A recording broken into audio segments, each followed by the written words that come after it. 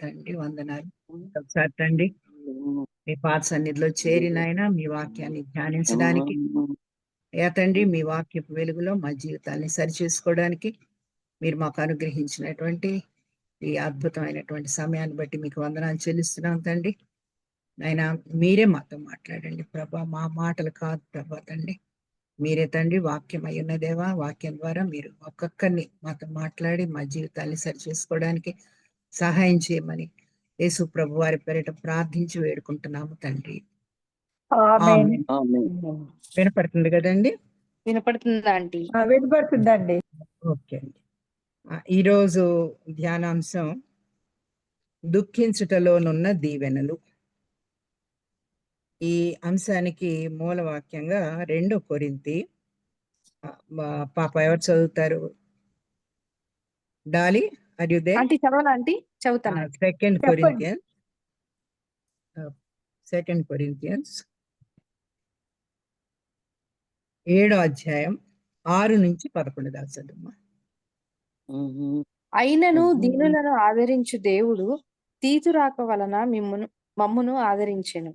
తీతు రాక వలన మాత్రమే కాకుండా అతడు మీ అత్యభిలాషను, మీ అంగలార్పును, నా విషయమై మీకు కలిగిన అత్యాసక్తిని మాకు తెలుపుచు, తాను మీ విషయమై పొందిన ఆదరణ వలన కూడా మమ్మను ఆదరించెను గనుక నేను మరి ఎక్కువగా సంతోషించితిని. నేను వ్రాసిన పత్రిక వలన మిమ్మల్ని దుఃఖపెట్టినందున విచారపడను. నాకు విచారం కలిగినను ఆ పత్రిక మిమ్మును స్వల్పకాలం మట్టుకే దుఃఖపెట్టునని తెలుసుకుని ఉన్నాను. మీరు దుఃఖపడితిరని సంతోషించుట లేదు గాని మీరు దుఃఖపడి మారు మనసు పొందితిరని ఇప్పుడు సంతోషించున్నాను. ఏలయనగా ఏ విషయంలోనైనను మా వలన మీరు నష్టము పొందకుండుటకై దైవ చిత్తానుసారంగా దుఃఖపడితిరి. దైవ చిత్తానుసారమైన దుఃఖము రక్షణార్థమైన మారు మనస్సును కలుగజేయును. ఈ మారు మనస్సు దుఃఖము అయితే సంబంధమైన దుఃఖము మరణమును కలుగజేయును. మీరు దేవుని చిత్త ప్రకారం పొందిన ఈ దుఃఖము ఎట్టి జాగ్రత్తను, ఎట్టి దోష నివారణకైన ప్రతివాదమును, ఎట్టి ఆగ్రహమును, ఎట్టి భయమును, ఎట్టి అభిలాషను, ఎట్టి ఆసక్తిని, ఎట్టి ప్రతిదండనను మీలో పుట్టించును చూడుడి. ఆ కార్యమును గూర్చి సమస్త విషయములలోనూ మీరు నిర్దోషులై ఉన్నారని రుజువుపరుచుకుంటురి. థ్యాంక్ యూ నాన్న, థ్యాంక్ యూ. దీంట్లో మూల వాక్యంగా 10వ వచనాన్ని తీసుకుందామండి. 7వ అధ్యాయం 10వ వచనం మళ్ళీ ఒకసారి నేను చదువుతాను. దైవ చిత్తానుసారమైన దుఃఖము రక్షణార్థమైన మారు మనస్సు కలుగజేయును. ఈ మారు మనస్సు దుఃఖము పుట్టించదు. అయితే లోక సంబంధమైన దుఃఖము మరణము కలుగజేయును. సో ఈ వాక్యంలో మనం 2 రకాల దుఃఖాన్ని చూస్తున్నాం. ఒకటి రక్షణ కలిగించేటటువంటి దైవ చిత్తానుసారమైన దుఃఖము, రెండవది నిత్య మరణాన్ని కలిగించేటటువంటి లోక సంబంధమైనటువంటి దుఃఖం. మరి పౌలు గారు, పరిశుద్ధుడైనటువంటి పౌలు కొరింథీ సంఘానికి మొత్తం 4 లెటర్స్ రాశారండి. 2 లెటర్స్ మిస్సింగ్. మనం చూసుకుంటున్న మన బుక్లో ఉన్నవి, బైబిల్లో నమోదైనవి 2 ఉత్తరాలే. మొదటి కొరింథీలో, ఈ 2వ కొరింథీలు యాక్చువల్గా ఆయన రాసినటువంటి చివరి లెటర్ ఇది. మరి కొరింథీ సంఘ విశ్వాసుల్లో కలిగినటువంటి మారు మనసును బట్టి అపోస్తులైన పౌలు ఎంతో ఆనందిస్తూ వారికి వ్రాసినటువంటి లేఖలోని మాటలండి ఇవి. అపోస్తులుడైన పౌలు AD 50లో కొరింథ పట్టణంలో సంఘాన్ని స్థాపించి అక్కడ దాదాపు 1.5 సంవత్సరాలు విశ్వాసులకు స్వార్థ సత్యాలను బోధించి వారిని విశ్వాసంలో పరిచినట్లుగా చూస్తున్నాం. అయితే పౌలు భక్తుడు వెళ్ళిపోయిన తర్వాత సంఘంలో అనేక సమస్యలు, పాపాలు చోటు చేసుకున్నాయి. ఆధ్యాత్మికంగా పతనమైపోతున్న సంఘానికి పౌలు భక్తుడు వారి పాపాలని, బలహీనతల్ని ఖండిస్తూ ఎంతో ఆత్మవేదంతో మారు మనసు పొందమని వారికి వ్రాసినటువంటి లేఖ. ఆ వ్రాసినటువంటి లేఖలకి మరి కొరింథీలు మనం ఇప్పుడు చదివి పాప డాలి చదివినటువంటి భాగంలో చూసాం. వాళ్ళు స్పందించి వారి పాపాలను బట్టి దుఃఖించి హృదయపూర్వకంగా దేవుని వైపు తిరిగినట్లుగా, మారు మనసు పొందినట్లుగా మనం చూస్తున్నాం. సో ఇది దైవ చిత్తానుసారమైన దుఃఖం. ఈ దుఃఖం పరిశుద్ధాత్మ దేవుడు మన పాపాన్ని బట్టి మనలో ప్రేరేపించేటటువంటి దుఃఖం. ఇది మారు మనస్సు కలిగిస్తుంది. అంత మాత్రమే కాదు, పాప క్షమాపణ, రక్షణ కలుగజేస్తుంది. మరి రక్షణ పొందినటువంటి విశ్వాసులో మనం చూసినట్లయితే దేవుని యెడల ప్రేమ, కృతజ్ఞత, రక్షణను బట్టి సంతోషం, సమాధానం, సహనం, నిత్య జీవ నిరీక్షణ ఇవన్నీ ఉంటాయండి. ఇవి ఈ లోకం ఇవ్వలేనటువంటి దీవెనలు. మరి ఈ విషయాన్నే మనం యేసు ప్రభు వారు కొండ మీద ప్రసంగంలో బోధించినటువంటి ధన్యతల్లో చూస్తాం మనం. మనం ఒకసారి మత్తయి సువార్త 5వ అధ్యాయం కొండ మీద ప్రసంగంలో ప్రభు ఇచ్చినటువంటి ధన్యతల్లో మరి 4వ వచనంలో దుఃఖపడువారు ధన్యులు, వారు ఓదార్చబడదురు అని చెప్తున్నారు. సో అని ప్రబోధించారు ప్రభు. అయితే ఇవి లోక ప్రమాణాలకి విరుద్ధంగా కనిపిస్తాయి మనకి వినడానికి. ఇదేంటి దుఃఖపడేవారు ధన్యులు ఎలా అవుతారు, మరి ఎలా ఓదార్చబడతారు అని అనుకుంటాము. అయితే ప్రభు బోధించినటువంటి ధన్యతలు పరలోక రాజ్యానికి, ఆధ్యాత్మిక జీవితానికి సంబంధించినవి. పరలోక రాజ్య పౌరులుగా ఉండాలంటే మనం మన పాప స్థితికై దుఃఖించే వారంగా, ఆత్మ సంబంధమైనటువంటి విలువలు కలిగి నిత్యం మన జీవితాల్ని దేవుని వాక్యపు వెలుగులో పరీక్షించుకుంటూ, సవరించుకుంటూ అటువంటి అదే విధంగా ఉన్నప్పుడు దేవుని చేత మనం అంగీకరించబడతాం. అంత మాత్రమే కాదు, పాప క్షమాపణ ద్వారా ఓదార్చబడతాము, రక్షణ ద్వారా ధన్యులవుతాం. సో అందుకే ప్రభు ఏమన్నారంటే దుఃఖపడువారు ధన్యులు. మన పాప స్థితిని బట్టి, దేవునికి మనం అవిధేయులుగా ఉన్నటువంటి స్థితిని బట్టి మనం ఎప్పుడైతే దుఃఖిస్తామో అప్పుడు మనలో ఒక మారు మనసు కలుగుతుంది అనమాట. సో దేవుని బిడ్డలుగా మనం మారడానికి అవకాశం ఉంటుంది. ఈరోజు ఈ వాక్యాన్ని ధ్యానిస్తున్నటువంటి మనందరం కూడా మన జీవితాన్ని పరీక్షించుకోవాలని, ఈ శ్రమల కాల ధ్యానాల యొక్క ముఖ్య ఉద్దేశమే అది. మనలో ఒకవేళ ఏమైనా బలహీనతలు ఉంటే, మనం ఎక్కడైనా జారిపోయి ఉంటే, దేవునికి విరోధంగా మన తలంపుల్లో కానీ, మాటల్లో కానీ, మన కార్యాల్లో కానీ ఎక్కడైనా బలహీనతలు ఉంటే వాటిని మనం సరిచేసుకోవడానికే ప్రభు ఈరోజు మనతోటి మాట్లాడుతున్నారు.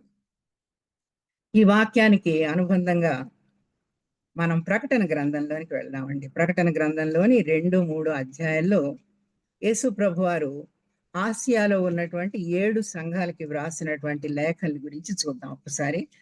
చాలా ఇంట్రెస్టింగ్ గా ఉంటుంది. మీ అందరికి తెలిసినటువంటి వాక్య భాగాలే కానీ మరొకసారి మనం అందరం కలిసి వీటిని ధ్యానిస్తాం. ఇవి సంఘాల్లోని విశ్వాసుల్ని హెచ్చరిస్తూ వ్రాయబడినటువంటి లేఖలు. మీకు తెలుసు, ప్రకటన గ్రంథం ఆ పరిశుద్ధుడైనటువంటి యోహాను రాసినటువంటి గ్రంథం. అది ప్రభు ఇచ్చినటువంటి, ఆయనకి ఇచ్చినటువంటి ప్రత్యేకమైనటువంటి ప్రవచనాలు అన్నమాట ఇవన్నీ కూడా. సో ఈ ప్రకటన గ్రంథంలో మరి ఇది 7 సంఘాలని చూస్తామండి. 2వ అధ్యాయం నుంచి 3వ అధ్యాయం వరకు 7 సంఘాలను చూస్తాం. బైబిల్ పండితుల అభిప్రాయం ప్రకారం ఇవి క్రైస్తవ సంఘాలని సూచిస్తాయి. సంఘ కాలాల్ని, క్రైస్తవ సంఘ కాలాలకి సూచనగా ఉన్నాయి ఇవన్నీ కూడా, ఈ 7 లేఖలు. ఈ లేఖలు అన్ని తరాల్లోని అన్ని సంఘాలకి, అందరు విశ్వాసులకి వర్తించేటటువంటి లేఖలు. యేసు ప్రభు వారు ఒక్కొక్క సంఘంలోని విశ్వాసుల్ని వారి సేవా జీవితంలోని మంచి విషయాలను బట్టి వారిని ప్రశంసించారు. ఏ విషయాల్లో తప్పిపోయారో ఆ లోపాలన్నిటినీ సవరించుకొని మారు మనసు పొంది విశ్వాసాన్ని చివరి వరకు కాపాడుకొని ఆశీర్వాదాలకు పాత్రులుగా జీవించమని హెచ్చరించడం మనం చూస్తాం. మన అంటే ఎంతమంది దగ్గర, నాకు బైబిల్ మీ దగ్గర ఉన్నదో లేదో నాకు తెలీదు, డాలీ దగ్గర ఉండొచ్చు తప్ప. ఒకసారి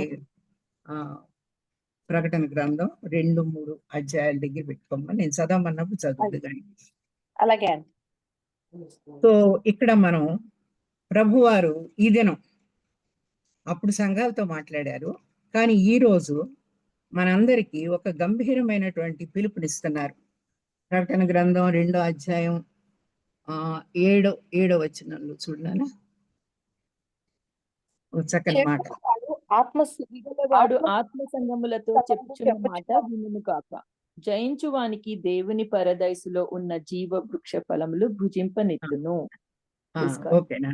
ఆత్మ సంఘములతో చెప్పుచున్న మాట చెవి గలవాడు వినునుగాక.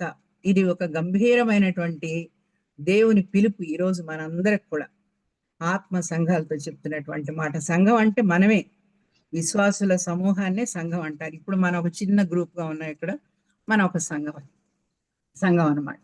సో ఈ రోజు ప్రభు మనతో ఏం చెప్తున్నారు, ఏ విషయాల్లో హెచ్చరిస్తున్నారు, ఏ విషయాల్లో మనం జారిపోయామని చెప్తున్నారో జాగ్రత్తగా విని మనల్ని మనం సరి చేసుకోవడానికి ప్రయత్నిద్దాం. అలాగే ప్రభు మత్తయి సువార్త 13వ అధ్యాయంలో ఆయన గురుగులు గోధుమల గురించి చెప్పినటువంటి ఆ పాఠం అంతట్లో కూడా ఒక చక్కని మాట అంటారు 16వ వచనంలో, మీ చెవులు వినుచున్నవి గనుక అవి ధన్యములైనవి. మీ చెవులు వినుచున్నవి గనుక అవి ధన్యములైనవి. ఈరోజు మనం ప్రభు మాటలు, ప్రభు స్వరాన్ని మనం వింటున్నట్లయితే, మన జీవితాల్ని వాక్యపు వెలుగులో సరి చేసుకున్నట్లయితే నిజంగా మనం ధన్యులం అవుతాం అన్నమాట. సో ప్రతి లేఖలో 7 సంఘాలకి రాశారండి, 7 లేఖలు. ప్రతి లేఖలో 5 అంశాలు ఉన్నాయి. మొదటగా ప్రభు తాను పరిచయం చేసుకున్నారు. ఈ లేఖలన్నీ కూడా యోహాను భక్తుడిని సంఘాలకు వ్రాయమని చెప్తున్నారు. ఆ సమయంలో యోహాను భక్తుడు ఎఫెసీ సంఘంలో ఉన్నారు. ఆయన జీవితంలో చివరి దినాలు, చివరి సంవత్సరాలు ఆ సమయంలో ఎఫెసీ సంఘంలో ఉన్నారు. ఆయనకు వచ్చినటువంటి దేవుని వాక్యం అన్నమాట ఇది. వీటిల్లో ప్రతి లేఖలో 5 ముఖ్యమైనటువంటి అంశాలు చూస్తాం. మొదటిది పరిచయం, రెండవది సంఘాన్ని మెచ్చుకుంటున్నారు, ప్రశంస, మూడవది గద్దిస్తున్నారు, ఏ విషయాల్లో వెనకబడ్డారో, జారిపోయారో, పాపంలో ఉన్నారో వాటిని బట్టి గద్దింపు, నాలుగవది హెచ్చరిక, ఐదవది చక్కని వాగ్దానం ఇస్తున్నారు ప్రభు, జయించు వానికి అని చెప్పి వాగ్దానం ఇస్తున్నారు. ఇవి మీరు అందరూ కూడా చదివే ఉంటారు ఈ లెటర్స్ అవన్నీ కూడా.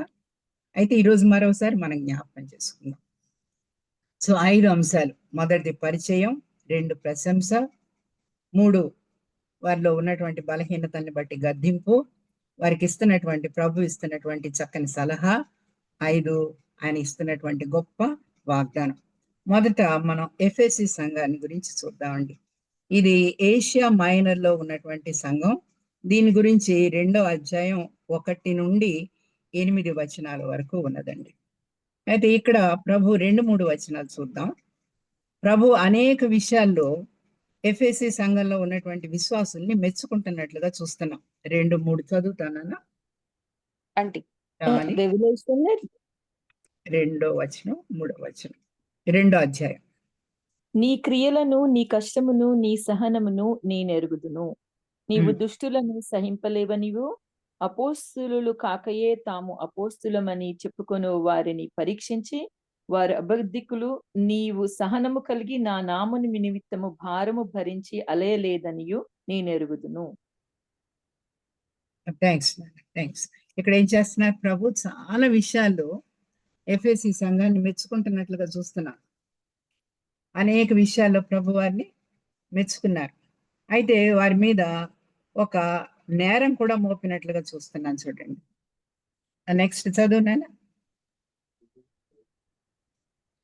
నెక్స్ట్ ఫోర్త్ వర్స్ అంటే అయినను థర్డ్ వర్స్, నీవు సహనము కలిగి నా నామము నిమిత్తము భారము భరించి అలయలేదనియు నేనెరుగుదును. అయినను మొదట నీకుండిన ప్రేమను నీవు వదిలితివని నేను నీ మీద తప్పు ఒకటి మోపవలసి ఉన్నది. ఆపనాను. సో ఇక్కడ ఏం చెప్తున్నారండి, అయినను అనే మాట. అయినను అనే మాట చాలా ఇంపార్టెంట్ అండి. It has lot of meaning. మన జీవితాల్లో కూడా, మనం చేసే పనులు కూడా ఒక్కోసారి అయినను నువ్వు వీటిల్లో లోటు కలిగి ఉన్నావు, లేకపోతే నీ ప్రేమ తక్కువగా ఉంది, నీకు కోపం ఎక్కువగా ఉంది. ఇవన్నీ ఆ ఆయనని అనే మాటల్లో చాలా అర్థం ఉంటుంది. ప్రభు ఏమంటున్నారు, నీకుండిన ప్రేమను నీవు వదలితివి అని చెప్తున్నారు. సరే, మనం ఈ వాక్యాన్ని కొంచెం లోతుగా మనం ధ్యానించడానికి ప్రయత్నిద్దాం. సో మొదట నీకుండిన ప్రేమను వదిలితివి, నీవు ఏ స్థితిలో నుండి పడితివో అది జ్ఞాపకం చేసుకొని మారు మనస్సు పొంది ఆ మొదటి క్రియలు చేయుము అని సలహా కూడా ఇస్తున్నారు ఇక్కడ ప్రభు. సో వాళ్ళలో ఉన్నటువంటి ఒక చిన్న పొరపాటుని ఎత్తి చూపిస్తూ, వాళ్ళ బలహీనత చూపిస్తూ సరి చేసుకోమని చెప్పి ఒక సలహా ఇస్తున్నారు. సో మన జీవితాల్లో కానివ్వండి, ప్రతి విశ్వాస జీవితంలో మొదట ప్రభువుని రక్షకునిగా అంగీకరించినప్పుడు ప్రభు ఎళ్ళ మనకున్నటువంటి ప్రేమ, కృతజ్ఞత, ప్రభు అనుగ్రహించినటువంటి పాప క్షమాపణకై, రక్షణకై ఎంతో సంతోషం, ఎంతో సమాధానం, చాలా హుషారుగా ఉంటాం. ఆ నిత్య జీవనంలో ప్రవేశిస్తామనేటటువంటి నిరీక్షణ కలిగి ఉంటాం.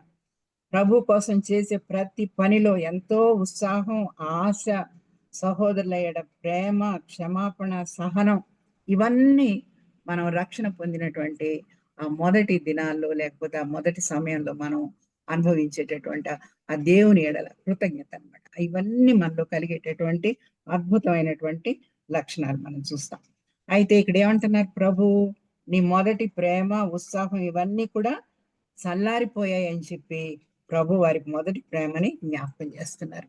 మనం ఒకసారి మన జీవితాన్ని కూడా పరీక్షించుకుందాం. మరి మనం రక్షించబడినప్పుడు మొదటగా దేవుణ్ణి అంగీకరించి మరి బాప్తిజం తీసుకొని దేవుని బిడ్డలంగా మనం నిలబడినప్పుడు అప్పుడున్నటువంటి ప్రేమ ఈ రోజు ఉన్నదా? మనకి ఇప్పుడు అసలు ఈ శ్రమల కాల ధ్యానాలు ఇందుకేనండి, మనల్ని మనం పరీక్షించుకోవడానికి, మన విశ్వాస జీవితాన్ని పరీక్షించుకోవడానికి, మనలో ఏ లోపాలు ఉన్నాయో, ఏ విషయాల్లో మనం వెనకబడి ఉన్నామో వాటన్నిటిని కూడా చూసుకొని సరిచేసుకొని దేవునిలో మనం సంపూర్ణ ఒకటికి ముందుకు వెళ్ళడానికి ప్రభు మనకి సమయాన్ని ఇస్తున్నారు. అయితే ఇక్కడ ఒక చక్కని ఉదాహరణ మనం జ్ఞాపకం చేసుకుందాం. ఇది మనందరికీ తెలిసినటువంటి ఆ ఉదాహరణే. మనం సొలొమోన్ రాజు గారిని జ్ఞాపకం చేసుకున్నాం ఒకసారి. మరి సొలొమోన్ రాజు గారు పుట్టక ముందే ప్రభు మరి నాతాను ప్రవక్తను పంపించి అతనికి యదీద్య అని పేరు పెట్టమన్నారు. ఆ కుమారుడిని పోగొట్టుకున్నాడు కదా, బెత్షెబా ద్వారా పుట్టినటువంటి కుమారుడు మరణించిన తర్వాత ఆ నాతాను గద్దించడం ఇవన్నీ చూస్తాం మనం. తర్వాత మళ్ళీ నాతాను ప్రవక్త వచ్చి నీకు బిడ్డ పుట్టబోతున్నాడు, అతనికి యదీద్య. యదీద్య అంటే దేవునికి ప్రియుడు అని అర్థం. అంత చక్కని పేరు పెట్టుకున్నారు ప్రభు అతనికి. యదీద్య అనేటటువంటి పేరు పెట్టినట్లుగా చూస్తున్నాం. సరే సొలొమోను మరి పెద్దవాడయ్యాడు, తర్వాత మరి రాజుగా చేశాడు. దావీదు సొలొమోన్ని రాజుగా అభిషేకించడం చూస్తున్నాం. మొదటి రాజులు 3వ అధ్యాయంలో చూసినట్లయితే మరి అక్కడ ఎన్ని ఆశీర్వాదాలు ప్రభు సొలొమోనుకి ఇచ్చారో మనం చూస్తాం. మీ అందరికీ బహుశా ఆ వాక్య భాగాలన్నీ కూడా తెలిసే ఉంటాయి, కాబట్టి నేను మళ్ళీ వాటిని చదవడం ఇవన్నీ చేయటం లేదు.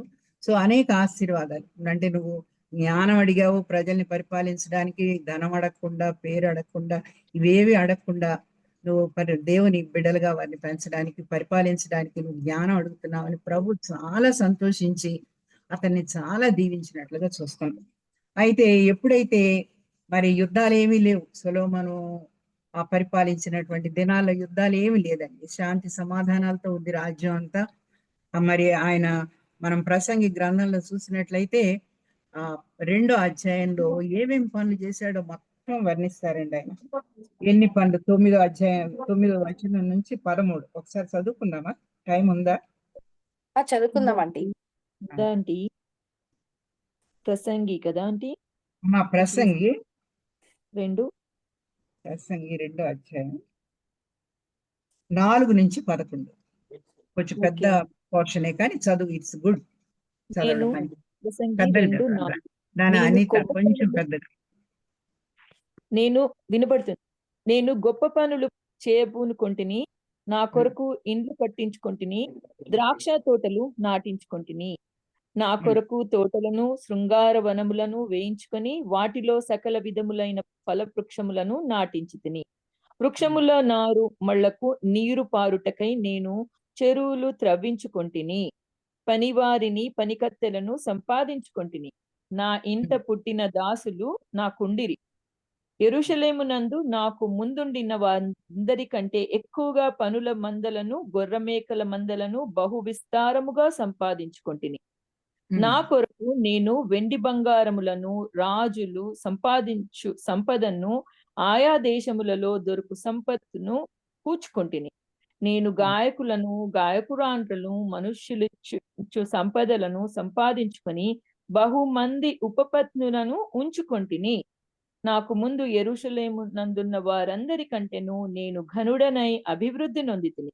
నా జ్ఞానము నన్ను విడిచిపోలేదు.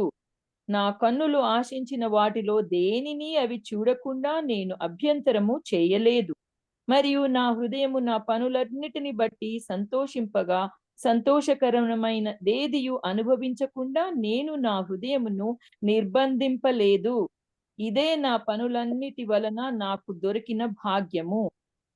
అప్పుడు నేను చేసిన పనులన్నీయు, వాటి కొరకై నేను పడిన ప్రయాసమంతయు నేను నిదానించి వివేచింపగా అవన్నీయు వ్యర్థమైనవిగాను, ఒకడు గాలికి ప్రయాసపడినట్టుగాను అగుపడెను. సూర్యుని కింద థ్యాంక్ యూ నాన్న. లాభకరమైన ప్రైజ్ గాడ్. Thank you. ఏమన్నాడండి చివరి మాట? చాలా చాలా టచెస్ అవర్ హార్ట్స్.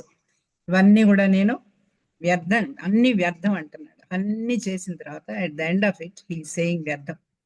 మరి ప్రసంగి గ్రంథం మీరందరూ పెద్దవాళ్ళు చదువుకొని ఉంటారు. ఈ వ్యర్థం అనే మాట 31 సార్లు రాయబడిందండి ప్రసంగిలో, వ్యర్థం అనే మాట. So one of the greatest Kings of Israel, అటువంటి రాజు మరి ఎన్ని సంపాదించుకున్నాడో, ఎన్ని కార్యాలు చేశాడో ఆయనే చెప్తున్నారు. అయితే అన్ని చేసిన తర్వాత ఇది వ్యర్థం అని చెప్తున్నాడు. సో అంతేకాదు, మొదటి రాజులు 11వ అధ్యాయంలో కూడా ఆయన పతనం అవ్వడానికి కారణాలు చూస్తాం. దాదాపు 1000 మంది స్త్రీలను పెళ్లి చేసుకున్నాడు. వాళ్ళంతా కూడా అన్య దేవతల్ని అనుసరించడానికి ఆయన మనసు తిప్పివేసినట్లుగా చూస్తున్నాం. తర్వాత 2 సార్లు ప్రభు ఆయనకి మరి కలల్లో కనపడి హెచ్చరించారు, కానీ వాటిని కూడా పట్టించుకోలేదు. కాబట్టి ఆ మొదట ఉన్నటువంటి దేవుని ఎడల మొదట ఉన్నటువంటి ఆ భక్తి, ఆయన కార్యాలు చేయాలి అనేటటువంటి ఆ తపన, అవన్నీ కూడా తగ్గిపోయి చివరికి లోకంలో, ఈ లోక విషయాల్లో పడిపోయి అతను ఏ విధంగా దూరం అయిపోయాడో మనం చూస్తాం. చాలా దుఃఖకరం. అయితే ప్రభు ఆయన్ని కూడా క్షమించి చివర్లో మరి ప్రసంగి 12-13 వచనంలో ఏం చూస్తామంటే, దేవుని యందు భయభక్తులు కలిగి ఉండి ఆయన కట్టడలను అనుసరించి నడుచుచుండవలెను, ఇదే మానవ కోటికి విధి. సో చివర్లో అతను మరి మారు మనసు పొందినట్లుగా చూస్తున్నాం towards the end of his life. కాబట్టి మన జీవితాలు ఎట్లా ఉంటున్నాయి, మనం వేటికి ప్రాధాన్యత ఇస్తున్నాము, మనం కూడా మనల్ని మనం జాగ్రత్తగా పరిశీలించుకోవాల్సినటువంటి, అందుకే ప్రభు మనకి ఈ శ్రమల కాల ధ్యానాలను అనుగ్రహించారని నేనైతే తలుచుకుంటున్నానండి. మరి అందుకే మన జీవితాలు ఎలా ఉంటున్నాయి? గాడ్ ప్లీజింగ్ గా ఉంటున్నామా, మ్యాన్ ప్లీజింగ్ లైఫ్స్ ఉంటున్నాయా మనకి? మరి ఈ విషయాన్ని మనం జాగ్రత్తగా గమనించుకోవాలి. 1 కొరింథీ 10-12లో పరిశుద్ధుడైనటువంటి పౌలు ఒక చక్కని హెచ్చరిక ఇస్తున్నారు. చదవగలమా? 1 కొరింథీ 11-12. 10-11 నాంటి 10-12. 1 కొరింథీ 10వ తాను అధ్యాయం. నిలుచుచున్నానని తలంచుకొనువాడు పడకుండునట్లు జాగ్రత్తగా చూచుకొనవలెను. థ్యాంక్ యూ నాన్న, థ్యాంక్ యూ. తాను నిలుస్తున్నానని తలంచుకున్నవాడు పడకుండా జాగ్రత్త పడాలని చెప్పి ప్రభు మరి పౌలు భక్తుని ద్వారా మనతో మాట్లాడుతున్నారు. మరి చక్కని వాగ్దానాలు చూస్తున్నామండి. చివరి వచనం చూసినట్లయితే, జీవవృక్ష ఫలములు భుజింపనిత్తును అని చెప్పి ప్రభు చెప్తున్నారు. ఆ జీవవృక్ష ఫలాల ఆ తినేటటువంటి భాగ్యాన్ని ఎక్కడ పోగొట్టుకున్నామండి మనం? ఎక్కడ పోగొట్టుకున్నాం? ఆది కాండంలోనే మనం పోగొట్టుకున్నాం. ఆది కాండం 2-3 అధ్యాయాలు చూసినట్లయితే అక్కడ ఏ విధంగా ఆదాము హవ్వ ఇద్దరు కూడా దేవుని ఆజ్ఞని మీరి తినవద్దన్నటువంటి ఆ పండ్లు తిని మరి ఆ సన్నిధి, దేవుని సన్నిధి నుంచి పోగొట్టుకున్నారు. మరి ఇక్కడ ఇప్పుడు ఏం చెప్తున్నారంటే, ప్రభు మళ్ళీ మీకు జీవవృక్ష ఫలాలు భుజించేటటువంటి ఆ భాగ్యాన్ని ఇస్తానంటున్నారు. అంటే దేవుని సన్నిధి అనమాట. పరదేశంలో దేవునితో ఉండడం, ఆ భాగ్యాన్ని పొందుకుంటాం మనం. కాబట్టి చివరి వరకు నిలవబడాలి. ఆ మొదట్లో ఉన్నటువంటి ఆ దేవుని కార్యాల పట్ల ఆ శ్రద్ధ, ఆ భక్తి, ఆ ప్రేమ, వాటన్నిటిని కూడా చివరి వరకు మనం కాపాడుకున్నట్లయితే తప్పకుండా మనందరం కూడా పరదేశంలో దేవుని సన్నిధిలో ఉంటామని ప్రభు మనకి హామీ ఇస్తున్నారు. 2వ సంఘం స్ముర్ణ అండి. స్ముర్ణ అంటే చేదు లేక బోళము అని అర్థం. మరి వీళ్ళని గురించి మనం 8వ వచనం నుంచి 11వ వచనం దాకా చూస్తాం. దాని గురించి చదవక్కర్లేదు, కానీ నేను క్లుప్తంగా చెప్తాను. వీళ్ళు లోకరీతిగా దరిద్రులు, కానీ దేవునిలో ధనవంతులు. ఎంత గొప్ప భాగ్యం కదా! మనం ఎంతసేపు లోకంలో భాగ్యవంతులుగా ఉండడానికి అనేక ప్రయత్నాలు చేస్తూ ఉంటాం. కానీ ఇక్కడ వీళ్ళు లోకరీతిగా దరిద్రులుగా ఉన్నప్పటికీ దేవుణ్ణి హత్తుకొని దేవుని నామం కోసం అనేక శ్రమలు అనుభవించినటువంటి సంఘం ఇది. యాక్చువల్గా నీరో ఎంపరర్ టైం అంటే 64 ఏడి, అంటే యేసు ప్రభు చనిపోయిన తర్వాత 64 ఏడీలో నీరో చక్రవర్తి కాలంలో మరి దేవుని బిడ్డల్ని, విశ్వాసుల్ని, స్వార్థ సేవకుల్ని చాలా ఇబ్బంది పెట్టాడు. మరి ఆ నీరో టైంలోనే పౌలు భక్తుడు కూడా మరణించినట్లు చూస్తున్నాం. అది కూడా AD 68లో జరిగింది, అంటే రఫ్గా అనమాట. సో ఈ నీరో టైంలో వచ్చినటువంటి ఆ భయంకరమైనటువంటి పర్సిక్యూషన్లో వీళ్ళు శ్రమలు ఎదుర్కొన్నారు, దరిద్రులుగా ఉన్నారు. అయినప్పటికీ దేవునిలో ధనవంతులు అని చెప్తున్నారు, ప్రభు మెచ్చుకుంటున్నారు. ఈ లోకరీతిగా ఈ శ్రమల మూలంగా మిగతా విషయాల్లో మీరు దరిద్రులుగా ఉండొచ్చు, కానీ మీరు ధనవంతులు అంటున్నారు. దేవుని విషయాల్లో వారి విశ్వాసాన్ని కాపాడుకొని దేవుని బిడ్డలుగా ఆ శ్రమల్ని ఎదుర్కొన్నారు.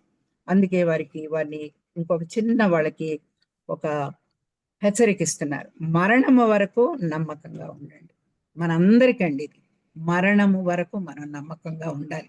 ఒకసారి దేవుణ్ణి అంగీకరించిన తర్వాత, ఒకసారి మనం విశ్వాసం అని చెప్పుకున్న తర్వాత, మరి విశ్వాసుల సమూహంలో దేవుని శరీరం అని చెప్తారు కదా, సంఘం అంటే దేవుని శరీరం. ఆ సంఘంలో సభ్యులుగా ఉన్నటువంటి మనం అందరం విశ్వాసులే. మన విశ్వాసాన్ని చివరి వరకు కాపాడుకుంటే నేను నీకు జీవ కిరీటం ఇచ్చేదనని చెప్తున్నారు ప్రభు. అంత మాత్రమే కాకుండా జయించువాడు రెండవ మరణం వలన ఏ హానియు చెందడు. ఈ సంఘం ఏ లోపం గాని పాపం గాని లేనటువంటి సంఘం, స్మరణ సంఘం.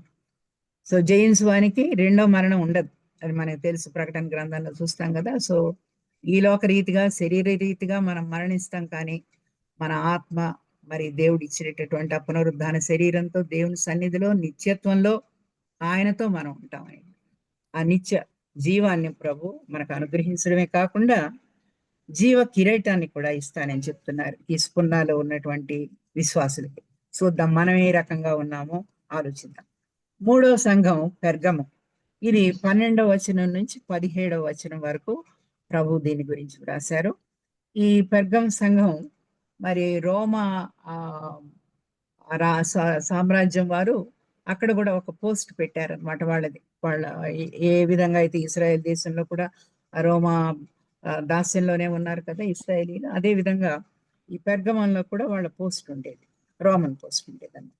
అయితే ఇక్కడ ప్రభు ఈ సంఘంలో కొంతమంది విశ్వాసులు ఉన్నట్లుగా గమనిస్తున్నారు, కొంతమంది తప్పిపోయిన వారు ఉన్నట్లుగా కూడా చూస్తున్నారు.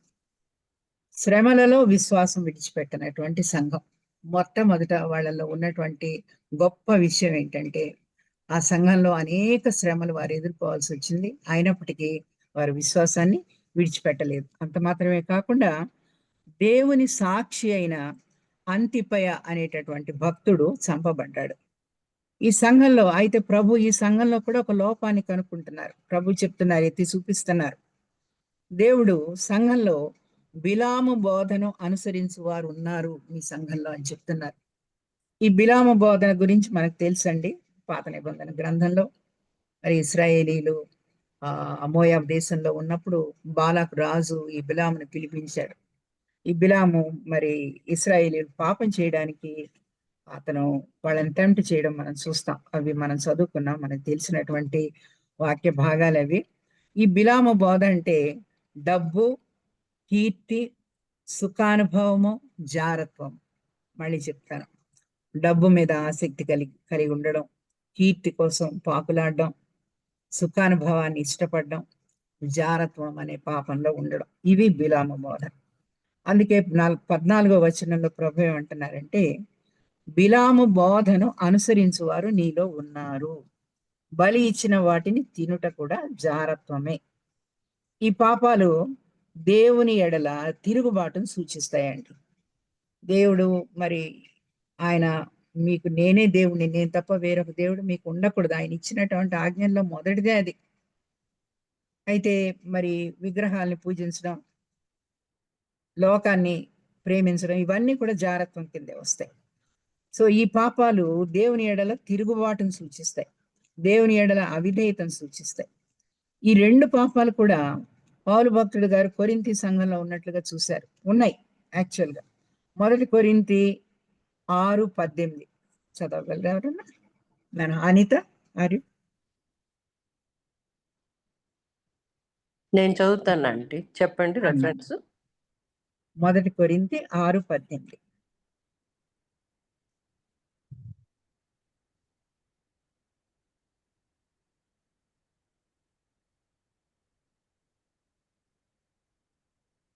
జారత్వమునకు దూరముగా పారిపోవుడి. మనుష్యుడు చేయు ప్రతి పాపమును దేహమునకు వెలుపల ఉన్నది కాని జారత్వము చేయువాడు తన సొంత శరీరమునకు హానికరముగా పాపం చేయుచున్నాడు. 19 కూడా నాన్న.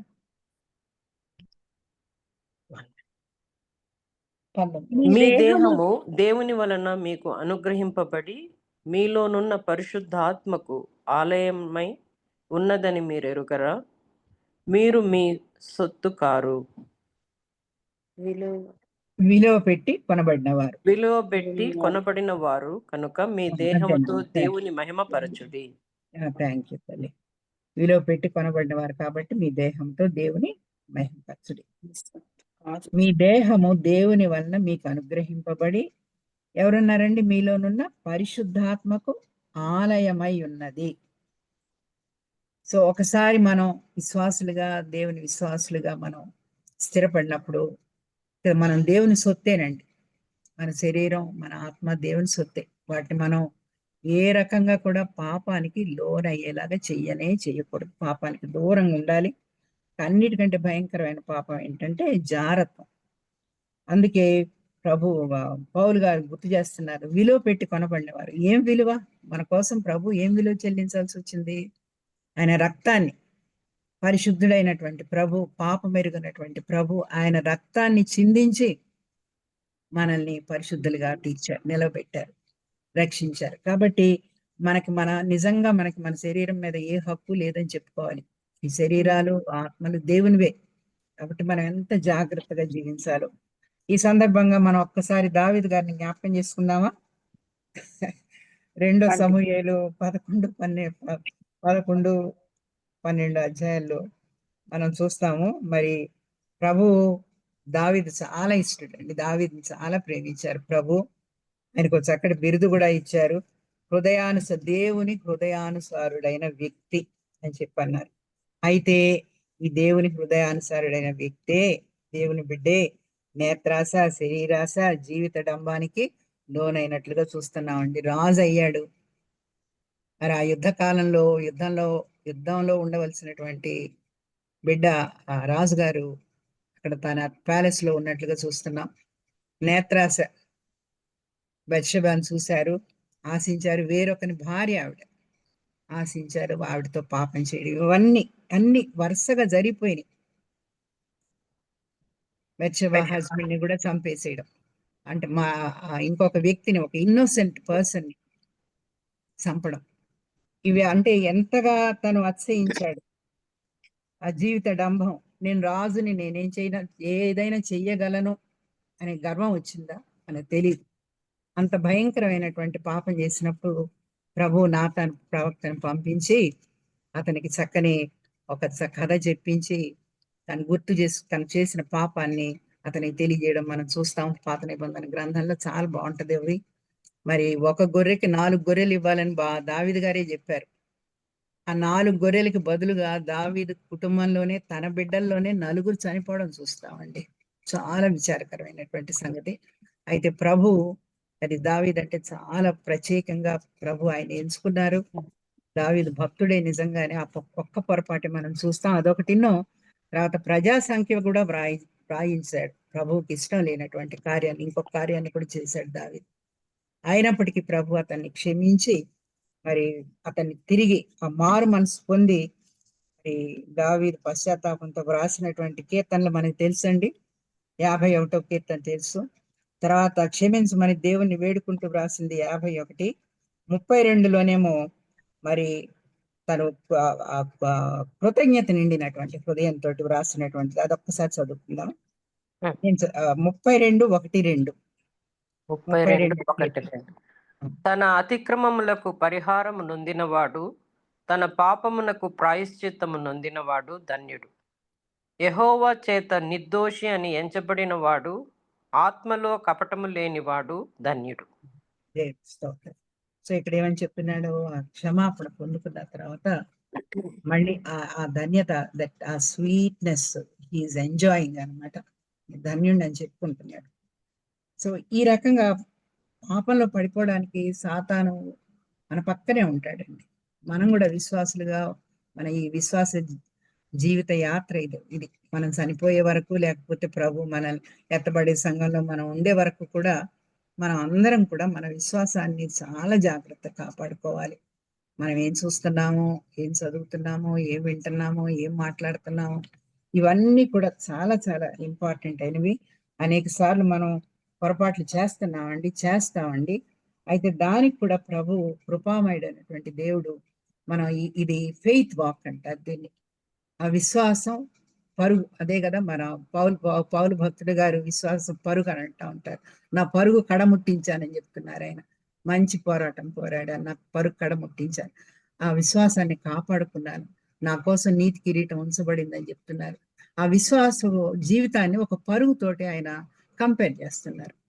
సో ఈ విశ్వాస జీవితంలో మనం ఎలా ఉండాలి, మనల్ని మనం జాగ్రత్త పరచుకోవడం, మన అవయవాలన్నీ కూడా ఏం చూస్తామో, ఏం మాట్లాడతామో, ఏ క్షణంలో ఎలా ఉంటామో చాలా జాగ్రత్త. అందుకే ప్రతిదినం ప్రార్థన, వాక్యము, ఇవి రెండు, పరిశుద్ధాత్మ సహాయము, ఈ మూడు ఉండాలి మనకి. ఉంటేనే దేవుని బిడ్డలుగా నిలబడగలుగుతాం.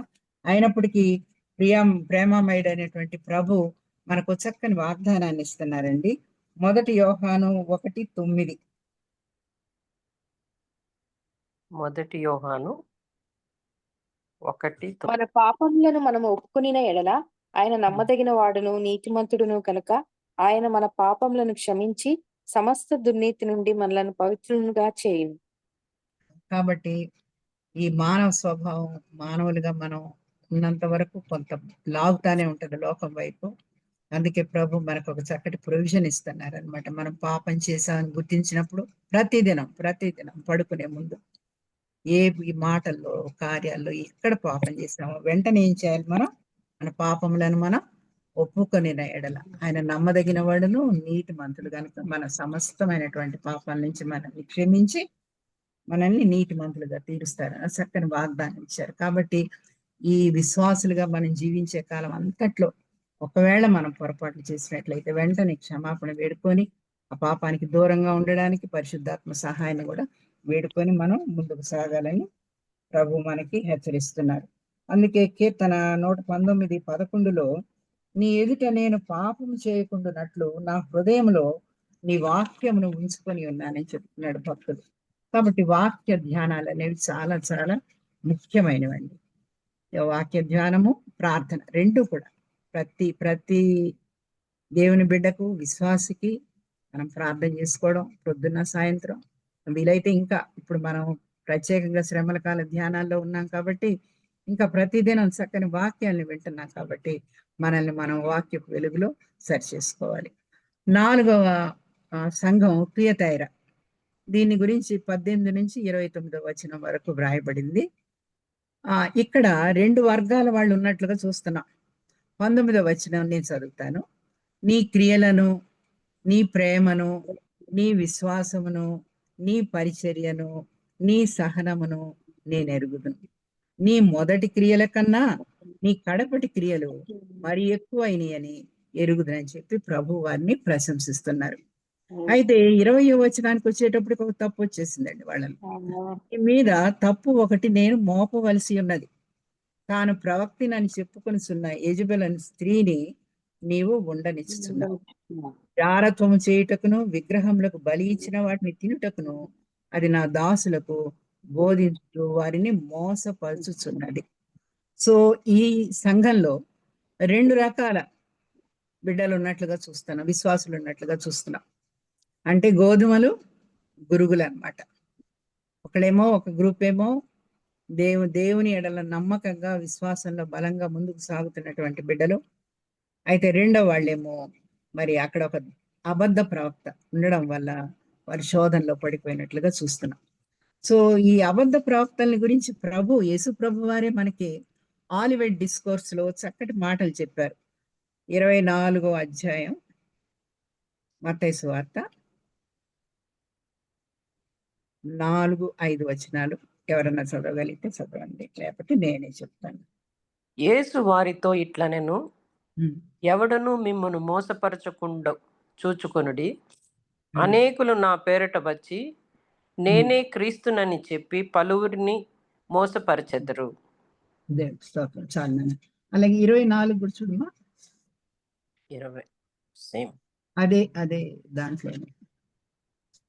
అబద్ధపు క్రీస్తులను అబద్ధపు ప్రవక్తలను వచ్చి సాధ్యమైతే ఏర్పరచబడిన వారిని సహితము మోసపరచుటకై గొప్ప సూచక క్రియలను మహత్కార్యములను కనపరచెదరు. థ్యాంక్స్ నాన్న, థ్యాంక్ యూ. సో ఇక్కడ ప్రభు వారే ఏసయ్యే చెప్తున్నారు, యేసు ప్రభు వారే చెప్తున్నారు అబద్ధ ప్రవక్తలు వస్తారని చెప్పి. మరి అబద్ధ ప్రవక్తలు ఉన్నారని చెప్పి పౌలు భక్తుడు కూడా మరి తిమోతిని హెచ్చరించినట్లుగా చూస్తున్నాం. సో ఈ అబద్ధ ప్రవక్తలు అన్ని కాలాల్లో ఉన్నారండి. వీళ్ళు విశ్వాసుల్ని దారి తప్పించేటటువంటి సాతాను దూతలు వీళ్ళు.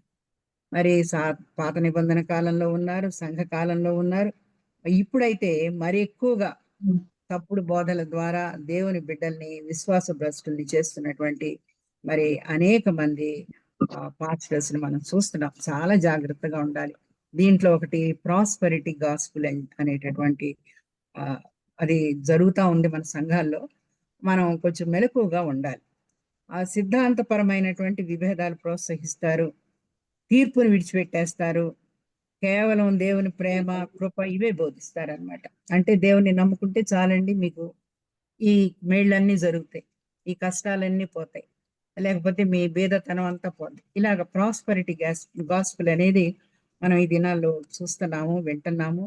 కాబట్టి తీర్పుని విడిచి కేవలం దేవుని ప్రేమని కృపలను మాత్రమే బోధించేవాళ్ళు. ఈ తప్పుడు బోధలకి తప్పుడు బోధకులకు మనం చాలా దూరంగా ఉండాలి. దేవుని వాక్యాన్ని ఆధారం చేసుకొని మన విశ్వాసాన్ని కాపాడుకోవాలి. దీనికి ఒకటేంటంటే ప్రభు మనకి ఇప్పుడు చక్కగా ఈ శ్రమల కాల ధ్యానాలు ఇచ్చారు.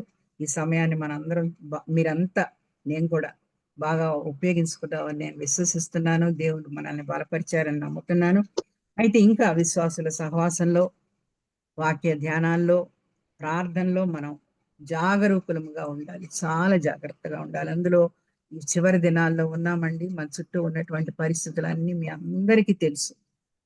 మనందరం వార్తలు వింటున్నాము. ప్రపంచ పరిస్థితులు కానివ్వండి, మన దేశ పరిస్థితులు, మన సంఘాల పరిస్థితులు అన్నీ తెలుసు. కాబట్టి మనం ఎంతగా ప్రార్థించాలో, ఎంతగా వాక్య ప్రకారం జీవించాలో మనల్ని మనం జాగ్రత్త పరుచుకోవాలి. మరి విశ్వాస భ్రష్టులం అయితే రక్షణ పోగొట్టుకుంటాం. మరి జైన్స్ వారికి ప్రభు ఏమంటున్నారంటే జనుల పైన అధికారం అంటున్నారు. ఈ జనుల పైన అధికారం అంటే ప్రభు వచ్చినప్పుడు 1000 సంవత్సరాల పరిపాలనలో వారికి అధికారాన్ని ఇస్తారనమాట. అది ప్రభు మరి శిష్యులతో కూడా ఆయన ప్రామిస్ చేసినట్లుగా మనం చూస్తున్నాం. మరి వేకువ చుక్కని కూడా ఇస్తానంటున్నారు. వేకువ చుక్క అంటే ప్రభు సన్నిధి.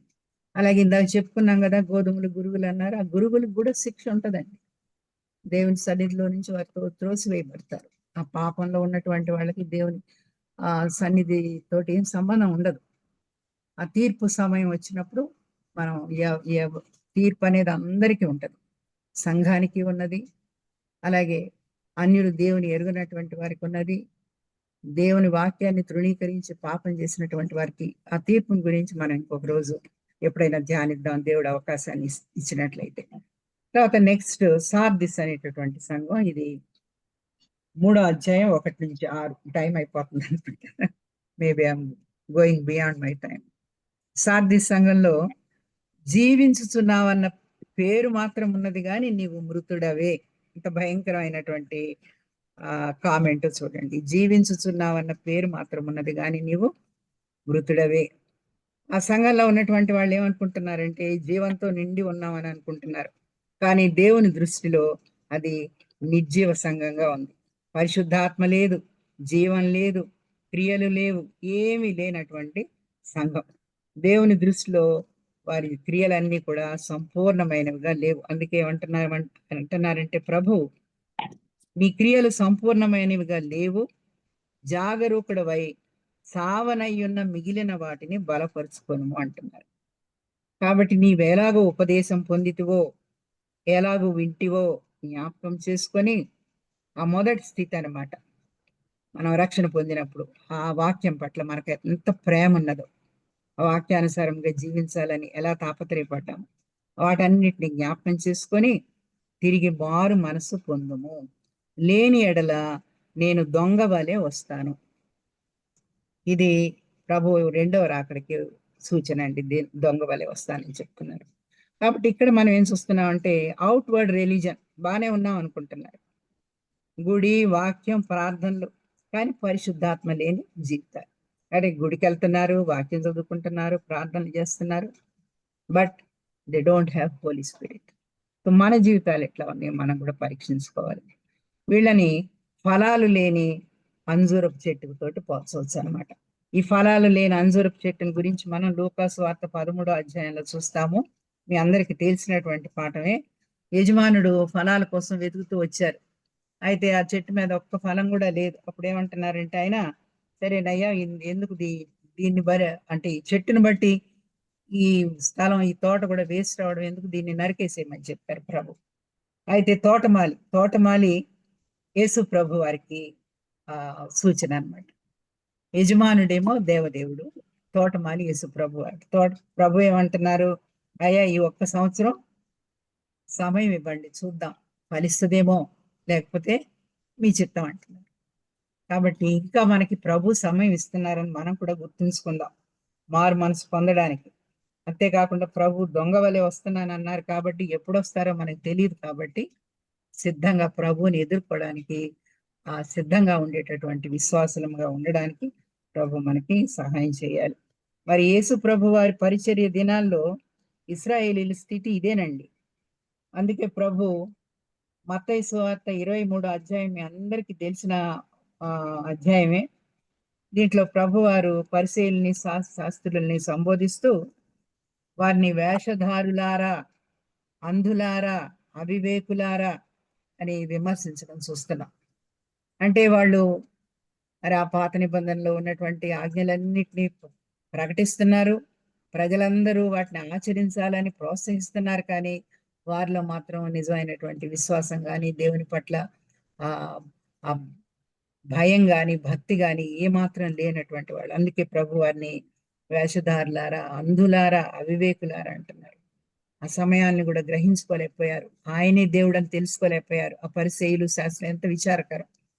వాళ్ళు ఆ పాత నిబంధన గ్రంథం అంతా చదువుతున్నారు, ఆ లేవి కాండంలో ఉన్నటువంటి ఆ బలులు, వాళ్ళు అవన్నీ కూడా యేసు ప్రభు వారిని సూచిస్తున్నాయని ప్రభు చెప్తున్నారు వాళ్ళకి.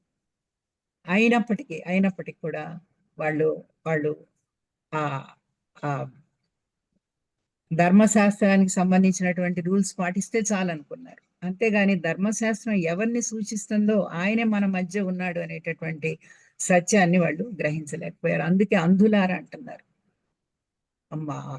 చూడగలిగేటటువంటి దృష్టి లేదనమాట వాళ్ళకి, ఆత్మీయ దృష్టి లోపించింది. మనం ఎలాగున్నాము మనం చూసుకుందాం ఒకసారి. అందుకే యాకోబు పత్రికలు 2:26లో యాకోబు భక్తుడు ఏమంటున్నాడంటే, క్రియలు లేని విశ్వాసము మృతం అని చెప్తున్నారు. కాబట్టి ఆ పరిసయ్యుల్లాగా మరి వాళ్ళు ఎలాగైతే ప్రజలకు అందరికి బోధించారు, కానీ వాళ్ళు ఏం ఆచరించలేదు. మనం ఎలా ఉన్నాం, వాక్యాన్ని చదువుతూ మరి వాక్యాన్ని బోధిస్తూ మనం ఆ వాక్యానుసారంగా జీవిస్తున్నామా లేదా, దేవుని బిడ్డలుగా ఉన్నామా లేదా అని పరీక్షించుకుందాం. మరి జీవించువానికి నీతి వస్త్రాలు జీవ గ్రంథంలో పేరు వాగ్దానం చేయబడ్డాయి. సరే, చివరిగా I think I'm running out of time. ఆ ఫిలదెల్ఫియా సంఘం అండి, ఇది 3వ అధ్యాయం 7 నుంచి 13 వచనాల్లో ఉంది. ఇది ఫెయిత్ఫుల్ చర్చ్. దీంట్లో ఏమంటున్నారంటే, ప్రభు నీకున్న శక్తి కొంచెమైనను నీవు వాక్యము గైకొని నా నామము ఎరుగననలేదు. భూనివాసులకు శోధించుటకు లోకమంతటి మీదికి రాబో శోధన కాలములో నేను నిన్ను కాపాడేదను అని చెప్తున్నారు ప్రభు. మరి బైబిల్ పండితుల అభిప్రాయం ప్రకారం ఈ శోధన కాలం అంటే శ్రమల కాలం అండి. కాబట్టి ప్రభు ఈ ఫిలదెల్ఫియా సంఘానికి ఒక ప్రామిస్ ఇస్తున్నారు. నువ్వు ఎత్తబడే సంఘంలో ఉంటావు, నువ్వు శ్రమల కాలంలో ఉండవు, నేను తీసుకుని వెళ్ళిపోతాను అనేటటువంటి ఒక అది ఎత్తబడే సంఘానికి సంబంధించినటువంటి ప్రామిస్ అని చెప్పి బైబిల్ పండితులు చెప్తున్నారు. అలాగే ఓపెన్ డోర్, తలుపు తెరవబడి ఉన్నది అనేటటువంటి మాట కూడా చూస్తాం. నేను అన్ని డీటెయిల్స్ లోకి వెళ్ళటం లేదు, టైం లేదు కాబట్టి. ఈ ఓపెన్ డోర్ అంటే ఏంటంటే ఇది opportunity for test money and God service. దేవుణ్ణి ప్రకటించడానికి, సువార్త ప్రకటించడానికి ప్రభు ఆ సంఘానికి చాలా సమయాన్ని, అవకాశాన్ని ఇచ్చినట్టుగా మనం చూస్తున్నాం. ప్రభు ఇక్కడ ఏం చెప్తున్నారంటే ఆ జయించే వానికి పరలోక పౌరసత్వం ఇస్తానని చెప్పి ప్రామిస్ చేస్తున్నారు. చివరిగా లవోదికయ సంఘాన్ని చూస్తాం. ఇది 3వ అధ్యాయంలో 14వ వచనం నుంచి 22వ వచనం అండి. ఈ లవోదికయ సంఘాన్ని ప్రస్తుత సంఘంతో పోలుస్తారు. ప్రస్తుతం ఉన్నటువంటి క్రైస్తవ సంఘము లవోదికయ సంఘాన్ని పోలి ఉన్నదని చెప్తారు. మరి లవోదికయ సంఘాన్ని మనం చూసి దాని గురించి తెలుసుకుంటే చాలా భయం వేస్తుంది, విచారం వేస్తుందండి. ఏమంటున్నారంటే ప్రభు, నీవు చల్లగానైనను వెచ్చగానైనను లేవు, నులివెచ్చగా నేను నిన్ను నా నోట నుండి ఉమ్మివేయ ఉద్దేశించుచున్నాను. ఆధ్యాత్మికంగా దౌర్భాగ్య స్థితిలో ఉన్నటువంటి సంఘం ఇది నేటి సంఘానికి సాదృశ్యం అంటున్నారు పండితులు. ఇక్కడ స్వనీతి అన్నమాట. మానవుల అంచనా అంటే విశ్వాసులు, ఆ సంఘంలో ఉన్నటువంటి వాళ్ళు అనుకుంటున్నారు, నేను ధనవంతుణ్ణి, ధనవృద్ధి చేసుకొని ఉన్నాను, దేవుని వాక్యం ఉన్నది, దేవుని కట్టడలు అనుసరిస్తున్నాను, వాక్య జ్ఞానంతో నిండి ఉన్నాను, నాకేమీ కొదువలేదు అనుకుంటున్నాడు. స్వాతిశయం అంటే జీవం లేని క్రియలు, పరిశుద్ధాత్మ లేని జీవితాలు అన్నమాట. మరి దేవుని అంచనా చూద్దాం. దేవుడు ఏమంటున్నారంటే దౌర్భాగ్యుడవు, దిక్కుమాలిన వాడవు, దరిద్రుడవు, గ్రుడ్డివాడవు, దిగంబరుడవు. అంటే ఏమిటంటే దేవుడు లేడు, దేవుని గూర్చిన జ్ఞానం లేదు, ఆధ్యాత్మిక దృష్టి లేదు, రక్షణ వస్త్రాలు లేవు. ఎంత భయంకరమైనటువంటి స్థితి అండి. ఆధ్యాత్మికంగా అన్ని కొరతలే, అన్నిటికంటే పైగా అది గ్రహించలేనటువంటి స్థితి. అందుకే ప్రభు చక్కటి హెచ్చరిక ఇస్తున్నారు వాళ్ళకి, మనందరికి. అగ్నిలో పుటము వేయబడిన బంగారము విశ్వాస వాక్యం అండి ఇది. నీతి పరిశుద్ధత అనేటటువంటి వస్త్రాలు, ఆత్మీయ దృష్టి కోసం పరిశుద్ధాత్మ పొందుకోమని ప్రభు హెచ్చరిస్తున్నట్లుగా చూస్తున్నాం. 19వ వచనంలో, 3వ అధ్యాయం 19వ వచనంలో, నేను ప్రేమించు వారందరినీ చదువునాను, నేను ప్రేమించు వారినందరినీ గద్దించి శిక్షించుచున్నాను కనుక నీవు ఆసక్తి కలిగి మారు మనసు పొందుము. Thank you. ఏమంటున్నారండి? మారు మనసు పొందమని చెప్పి ఏమంటున్నారు? ప్రేమించువారు. మనల్ని ప్రేమిస్తున్నారు ప్రభు, ఇంకా ప్రేమిస్తారు. ఆయన నేచరే గాడ్ ఈజ్ లవ్. ఎంత పాపినైనా ఆ శిలువ మీద ఆ భయంకరమైన పాపిని అక్కడ రక్షించినట్లు చూస్తున్నాం మనం. అందరి కోసం, మన పాప క్షమాపణ కోసం ఆయన రక్తాన్ని చిందించడం చూస్తున్నాం. పాపుల్ని క్షమించమని అడగడం చూస్తున్నాం. మరోసారి మనం జ్ఞాపకం చేసుకుందాం, మనం ఎట్లా ఉన్నాము. ప్రభు 20వ వచనంలో అంటున్నారు, ప్రభు తలుపు నద్ద నిలవబడి తట్టుచున్నారు. ఏంటి తలుపు? సంఘం లేక విశ్వాసి హృదయం. మన సంఘాల్లో, మన హృదయాల్లో ప్రభువుకి నిజంగా స్థానం ఉన్నదా లేదా ఈరోజు ఆలోచించుకుందాం. ప్రభువుని బయట పెట్టేసి మనం లోపల ప్రార్థనలు జరుపుకుంటున్నామా? ఇది మనం చాలా జాగ్రత్తగా ఆలోచించవలసినటువంటి విషయం అండి. చివరిగా 21వ వచనంలో ప్రభు ఒక చక్కటి వాగ్దానం ఇస్తున్నారు. జయించు వానిని నాతో కూడా నా సింహాసనమునందు కూర్చుండనిచ్చెదను. ఇంత గొప్ప భాగ్యం కదా. ఈ పొరపాట్లన్నీ సవరించుకుంటూ ఇంకా మనకు చాలా సమయం ఇస్తున్నారు ప్రభు. దేవునికి వందనాలు. పొరపాట్లు సవరించుకుంటూ మనం ముందుకు నడిస్తే ఆయన ఏమంటున్నారు? జయించు వానిని నాతో కూడా నా సింహాసనమందు కూర్చుండనిచ్చెదను. ఈ గొప్ప వాగ్దానాన్ని జ్ఞాపకం ఉంచుకుందాం.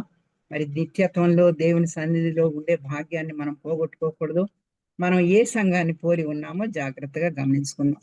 ఏ సంఘాల్లో పొరపాట్లు లేవండి? ఎవరిని మెచ్చుకున్నారు చెప్పగలరా? స్ఫుర్నాను ఫిలదెల్ఫియా సంఘాల్లో పొరపాట్లు ఏమి లేవు, పాపాలు ఏమి లేవు, అన్ని దీవెనలే. వాళ్ళకి చాలా శ్రమలు అనుభవిస్తున్నారు, but they are destined for blessings అన్నమాట.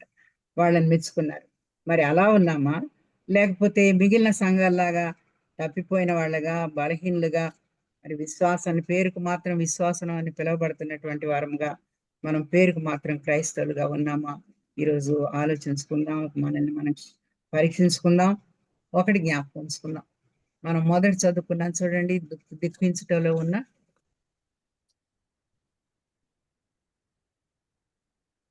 దేవుని చిత్తానుసారమైన దుఃఖము మారు మనసు కలుగు చేస్తుంది అనేది మొదటి వాక్యం గుర్తుందా? దైవ చిత్తానుసారమైన దుఃఖము రక్షణార్థమైన మారు మనసు కలుగుతుంది.